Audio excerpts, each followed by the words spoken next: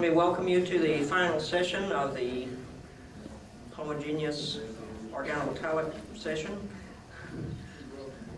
We have two additional talks this afternoon, one from the Brian Hansen group at Virginia Tech, Hydroformylation of alkenols in water over Rh-TPPTS catalysts. The presenter is Richard Rosso, and the other authors are, of course, Professor Hansen and Joseph Sullivan. Actually, can everybody hear me?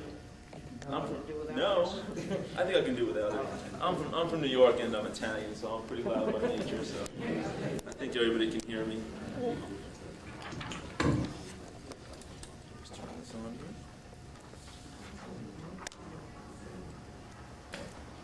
I'd like to thank you all for sticking around for the last two talks here. Most people like to leave these things after all the free stuff is gone, food and alcohol, so I appreciate you all for staying. Today I'm going to talk about some current reactions in our lab. Well, you can use the other pointer. Here. Yeah, another one? Yeah. Oh. Okay. Usually works. Yeah, that's much better. Today I'm going to talk about some current reactions in our laboratory, hydroformylation of alkenols in water over a Rh-TPPTS catalyst.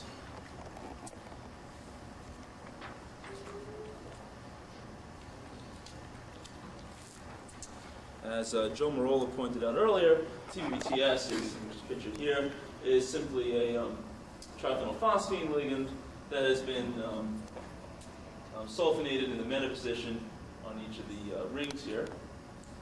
This catalyst has been used in several different catalysts. The one we've looked at in our lab currently, pictured here, is based on Wilkinson's catalyst, with the phosphine ligands all in the equatorial plane, and a hydrogen and a CO ligand in the axial plane.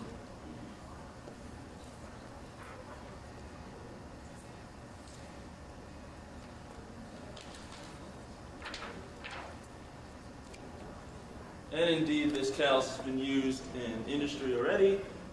If you take the rhodium catalyst, add excess TPTS, you can then hydroformylate things like propene to generate butanol, pictured here. This system is a really nice system to work with, since the propene here is a gas. It's got some solubility in water, and the butanol here is not as soluble in water, and it simply sits on the top of the reaction, and it can be isolated very easily. And the selectivity of this reaction is also very high. It exhibits a normal branch ratio of 95:5, and since it's usually the normal product that we want in these reactions, that's a very nice thing to see.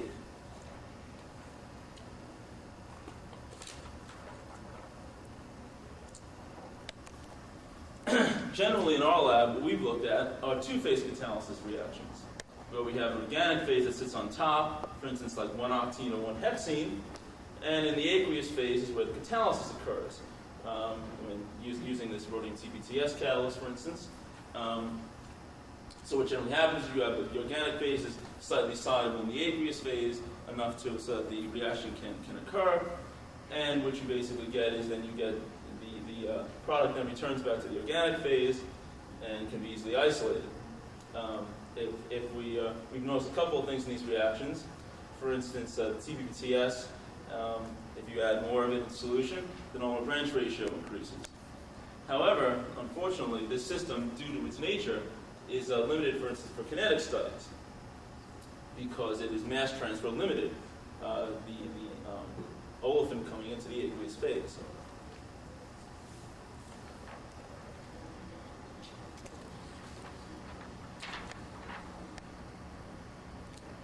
So what we wanted to do is design a system that acts like a one-phase catalysis.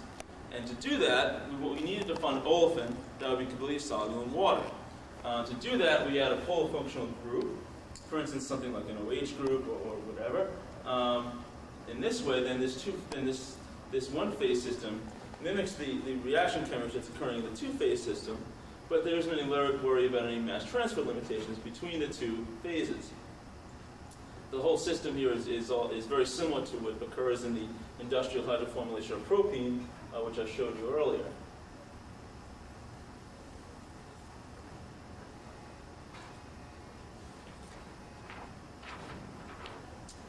So this is basically what we set out to look at here.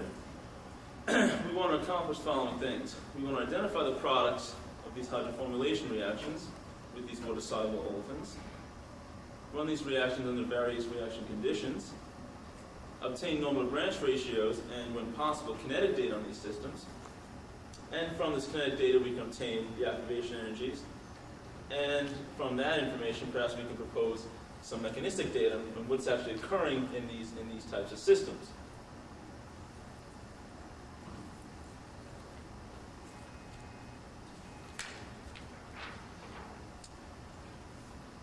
To accomplish all this, I'll make this a little higher so you can all see it.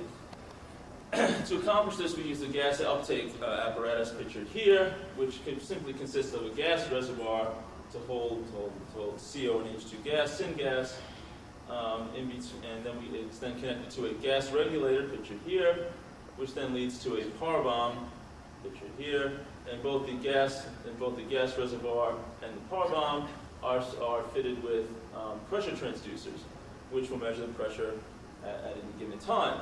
That information can be then dumped into, for instance, the data collection station, which is just a 486 computer, and you can then keep the amount of gas constant in the power bomb using this gas regulator, but then also you can then watch the deterioration of the gas over time, and from that you can get very decent kinetic data.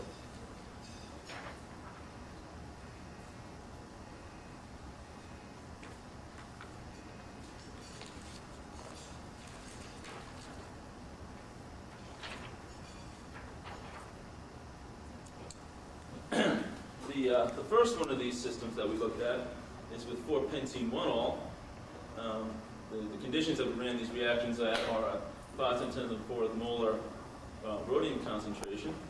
The concentration in TPTS was at 1.5 × 10⁻³ concentration, which is simply 3 times the amount of rhodium. Then the 4-pentene-1-ol is at 1.5 × 10⁻⁻1 molar concentration, 15 times excess of the catalyst. The bomb pressure is held at a constant 400 psi, and from this we examined different temperatures between 35 and 75 degrees Celsius. And I'll sum up the data that we got for that in a minute. First I want to talk about products we achieved from this reaction. Just hide that for a minute. Talk about this first. The 4-pentene-1-ol is pictured here. If you hydroformulate it, the two expected products are pictured here, the normal and the branched. However, that's not what we saw in this system. Well, we actually went to analyze this, and we analyzed these by proton NMR, carbon decoupled proton NMR, and GC mass spec, as well as GC. And when we look at that, we see the presence of the normal product. However, the branched was not to be seen, and that was very unexpected. And the reason for that, in fact, there was another product in the system, and that product is pictured here. It's actually the ring that can be formed from the branched product, and you see both the cis and trans in the carbon NMR. This was somewhat unexpected. This was not the expected product we thought to see, but nevertheless is currently there. And it's interesting the fact that we do not see any formation of the ring that would be formed from the normal product, and that would be a 7-membered ring. So it may have something to do with the stability of this 6-membered ring formation that has to do with the ring that forms from this branched product.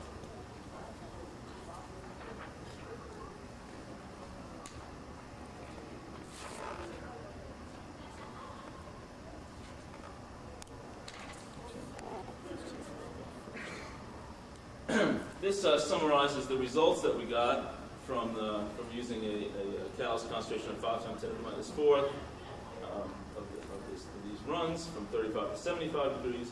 We see the formation, for instance, at low temperature. We see normal of 75 and a branched percent of 25, and this branch again is the ring formation. However, and that was fine, we see basically a roughly 75% normal to about 25% branch. However, suddenly at 65 degrees, it actually inverts, where we see now roughly a 75% over here for branched and a normal 25%. And that was very curious because that's not the normal trend that we see with these reactions. The normal trend with these reactions is we get a large amount of normal and a small amount of branched. So that was kind of curious as to what's going on here. And we have a few speculations that we'll go into. Now, after that, we increase the concentration of the catalyst to see what sort of effect that would have, and it has a remarkably large effect. At low temperature, again, we see basically the formation of the normal and the branched, very similar to what we saw at the low concentration catalyst. However, at higher temperatures, 45, 55, 65, and so on, suddenly there's just the normal basically disappears. We have no normal product, and all we see is the formation of that ring product in the system. And again, that's also kind of a curious observation, since in the first place this isn't the product that you expect to have in high concentrations, and now suddenly we see it almost exclusively.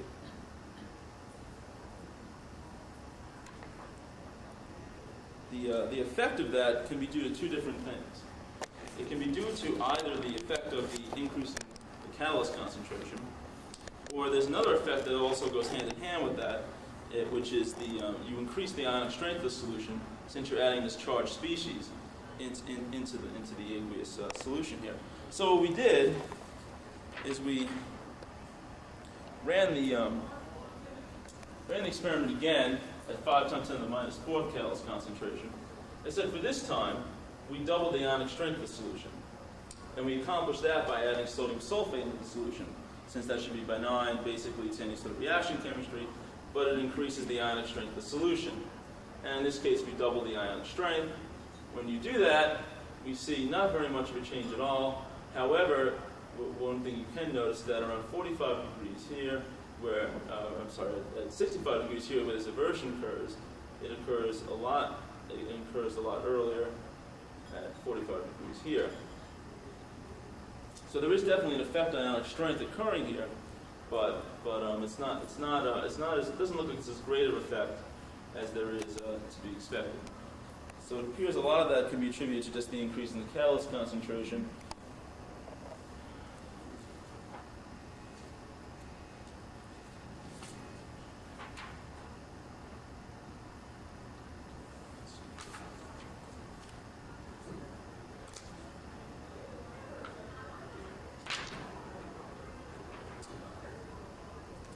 Very quickly, I want to run through what actually happens in a hydroformylation reaction, since most of you are probably familiar with this anyway. What you basically start with is the 5-coordinate species here. You lose the ligand, generating this square planar complex here. The addition of the olefin it gives you another 5-coordinate species.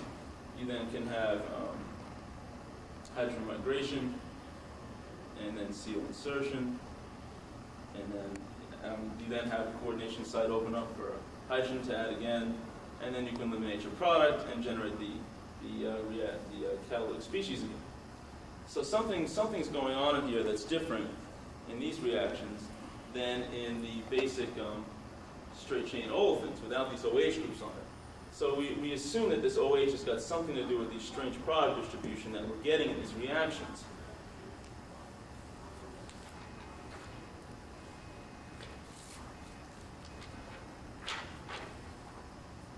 We are presenting this as one possibility to what's actually causing these reactions to occur in this form.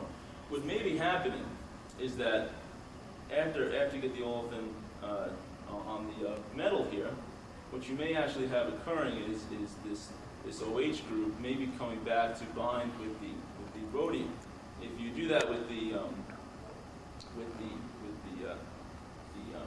normal species, you would get a formation of a 7-membered ring. However, if you do that with the branched, you get a much more stable 6-membered ring. And it may just simply be that the difference between the two products at those high temperature dyes may simply just have to do just with the formation of this ring is much more stable, and this 7-ring intermediate. Again, there's no real proof for this other than the fact that it's just an observation that it simply has to, it should have something to do with this OH group on this olefin that is adding to this strange product distribution. Again, as I mentioned before, we've also run some kinetics on these systems. This is just a typical what a typical kinetics run on these systems looks like. It's a typical first order reaction scheme here, where if you monitor this over time and you monitor how much gas is disappearing over time, you get this typical first order plot. You can then take this data and work it up, taking the natural log of it versus time. You then get a nice straight first order line, pictured here.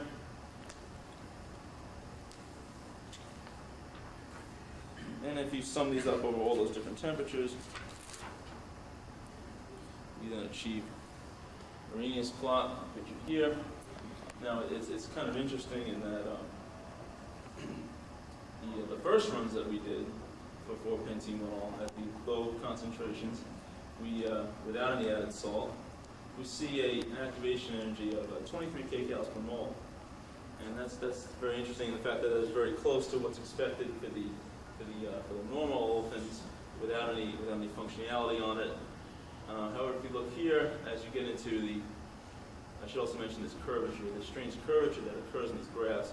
This is either due to two things, which we're still not sure what. It is either due to the fact that the gas in solution, since you're at higher temperature, gases become less soluble in solution, and it may be that you're getting a mass transfer of gas at these high temperatures.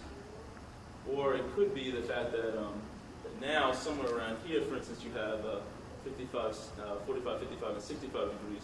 This is basically where that inversion occurs in those reactions. And it may be that there's a different reaction pathway that's going on here that may not have any first order in olefin here, and that's what's actually throwing these results off. But if you take a tangent to this curve, at the lower temperatures, you achieve this 23 kcals per mole, which is basically the activation energy which we expected. However, if you look at the added salt, where we added the salt, this is this one here. What we get here is we get an activation energy. We take the tangent of those same points at 34 kcals per mole. So there's definitely some sort of increase in activation energy here that occurs by adding this added salt into solution. Interestingly enough, when we looked at the 5 times concentration, we basically couldn't get any sort of kinetic data out of that at all. We basically got roughly a straight line. So that, again, that may be indicative of the same phenomena we're seeing up here, with either there's not enough gas in solution, so we're limited by mass transfer, or it's due to this possibility that there's a different reaction pathway occurring here.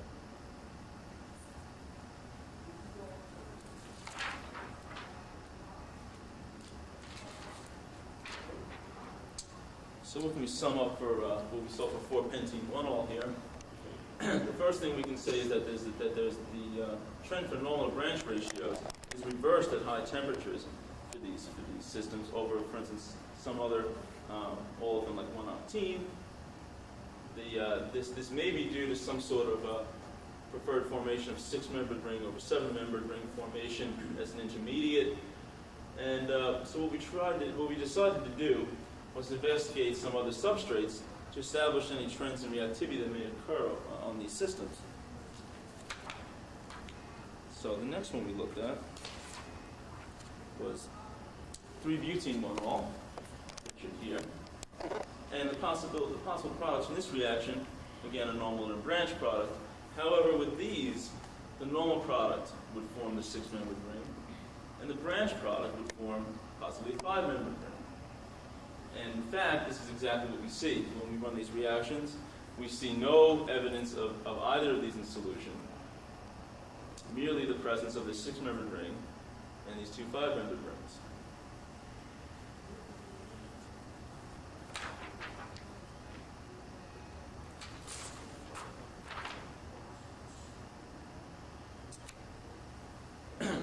this sums up the reaction chemistry we saw with 3-butene-1-ol. At low catalyst concentration, if we vary the temperature here, we see very little difference. Oh, I'm sorry, this is actually an error right here. That shouldn't be there. That should also be 77 and 23. We see no difference in the normal branch ratios in the system. In fact, it just basically stays around 75 again. So that's kind of curious. If we increase the catalyst concentration again, we're going to do one run of this so far, since this is fairly new. We see the same effect as we saw last time. We see for some reason the enhancement of this 6-membered ring product over the other product, which in this case is a 5-membered ring. So there's obviously some sort of relationship between catalyst concentration and the formation of this product.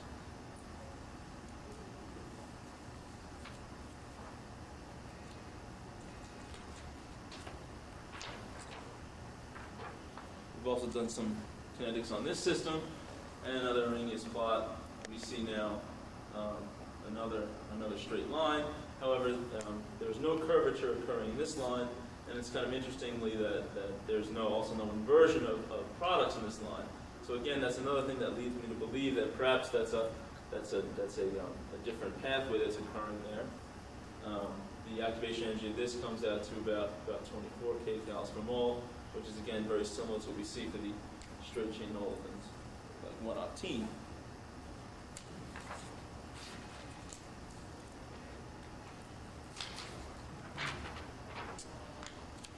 So, using that, what can we conclude from all this? Again, the 4-pentene-1-ol normal branch ratio, it dramatically decreases with increasing reaction temperature. We see that inversion. For 3-butene-1-ol, the normal branch ratio shows no evidence of any real dependence on temperature at all. The formation of a 6-membered ring intermediate appears to be the driving force behind the unusual normal branch ratios in 4-pentene-1-ol hydroformylation.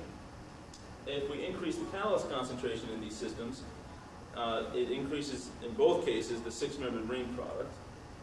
And the ionic strength of the solution appears to play some sort of integral part in not only the product distribution, but also the activation energy.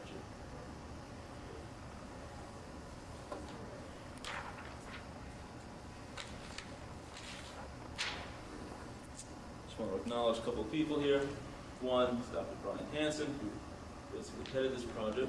Joseph Sullivan was an undergraduate engineering student in our lab, which was very beneficial in not only setting up the system, but also running and analyzing these reactions.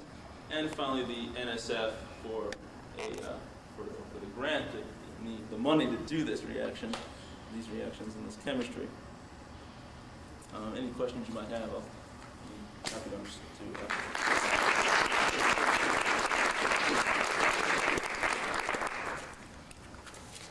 Yes? How do you explain the effect of the concentration of the catalyst? That's a good question, and I actually, right now, I don't have an explanation for it. Can you rule out the formation of a bimolecular species? Yeah, I would say so. If there was a bimolecular species, I don't think the kinetics would come out the way they come out. You can see a different dependence. So no, I don't believe that's the case. Yes.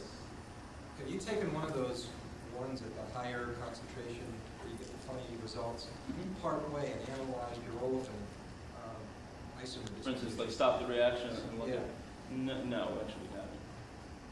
One possibility is, as you said, you might be mass transfer limited. Isomerization kicks in very early, and now you're doing most of the hydroformylation of the internal, which is what's leading you to the 6-membered ring. That's a possibility. Of course, your butene Geno's don't seem to, don't. muddies that up. Right, exactly. I got a louder explanation on that. Okay. Personally, Okay. I like Bob's explanation. Any other questions?